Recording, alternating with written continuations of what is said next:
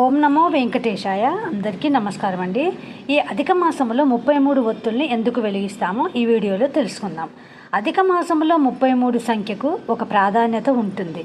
ఈ 33 సంఖ్య అనేది 33 కోట్ల దేవతలకు సమానం. ఒక కోటికి ఒక వర్గం చొప్పున 33 కోట్ల దేవతలు అని అర్థం. దానిలో మొదటిది అష్టవసువులు 8 మంది, ఏకాదశ రుద్రులు 11 మంది, ద్వాదశాదీక్షులు 12 మంది, ఇంద్రుడు, ప్రజాపతి కలిపి మొత్తం 33 అంకె వస్తుందండి. 33 కోట్ల దేవతలకు సమానం. ఒక కోటికి ఒక వర్గం చొప్పున 33 ఒత్తులు వెలిగిస్తారు. అధిక మాసం అంటే పురుషోత్తమ మాసం అని అంటారు.